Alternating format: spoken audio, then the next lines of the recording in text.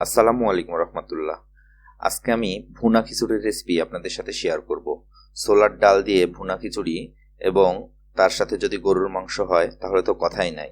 আমরা প্রথমেই প্যানে সামান্য তেল দিয়ে নিলাম, তার সাথে পেঁয়াজ এবং মরিচ এবং তার সাথে আরও যুক্ত করছি তেজপাতা 2টি, গরম মশলার মধ্যে দিলাম লবঙ্গ, সাদা এলাচ, দারুচিনি এবং সামান্য পরিমাণ জিরা।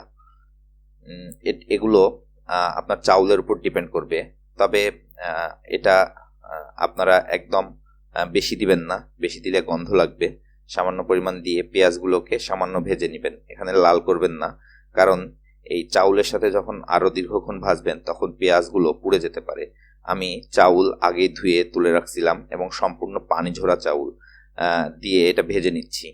চাউল যত ভালো ভাজা হবে এই খিচুড়ির টেস্ট তত বেশি হবে। চাউলগুলো একদম লাল লাল করে ভেজে নিতে হবে দীর্ঘ সময় নিয়ে, এটা পরিশ্রম সাধ্য কাজ। এরপর দিয়ে নিচ্ছি 1 চামচ লবণ, তার সাথে আদা ও রসুন বাটা 1 চামচ। এবার এই আদা রসুন বাটা, লবণ, তার সাথে চাউলগুলো ভালো করে মাখিয়ে ভাজতে থাকবো এবং কোনো রকম পানি ব্যবহার করব না। এর মাঝখানে আমি ছোলার বা বুটের ডাল ভিজিয়ে রেখেছিলাম প্রায় 1 ঘন্টা ধরে। তো এবার দিয়ে নিচ্ছি লাল মরিচের গুঁড়া, আপনারা চাইলে এটি স্কিপ করতে পারেন। তার সাথে দিয়ে নিচ্ছি 1 চামচ হলুদের গুঁড়া এবং সরিষার তেল যুক্ত করছি।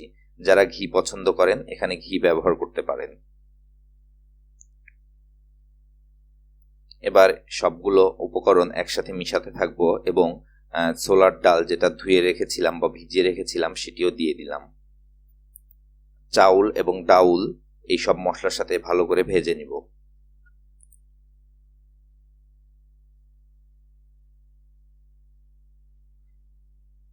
ভাজতে যে বিরক্ত লাগতে পারে, কিন্তু এই খিচুড়ির টেস্ট কিন্তু এই ভাজার উপরে, এবং যত ভালো ভাজা হবে তত এই খিচুড়িটা ঝরঝরে হবে। তো একটু সময় নিয়ে ভেজে নেবেন। আমার ভাজা শেষ, এবার পানি দেওয়ার পালা। আমি পানি দিয়ে নিব একদম 3 গুণ। মনে রাখবেন খিচুড়িতে পানি প্রচুর লাগে। 1 কেজি চাউল যদি নেন তাহলে 3 কেজি না, 3 কেজির একটু কম নেবেন, 2 কেজি 800 গ্রামের মতো দিয়ে ঢেকে রাখবেন। কিছুক্ষণের মধ্যে পানিগুলো টেনে নিবে। আর একটু নেড়ে দিব আমি মাঝখানে দিয়ে, আবার ঢেকে কিছুক্ষণ রান্না করব।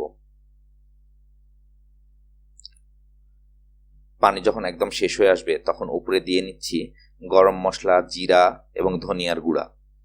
এগুলো উপরে দিয়ে আবার কিছুক্ষণ ঢেকে রেখে এটাকে কাটতে হবে।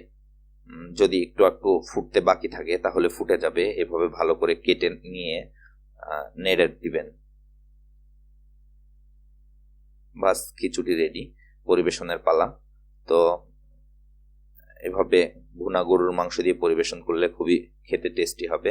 ধন্যবাদ সবাইকে। আসসালামু আলাইকুম রহমতুল্লাহ।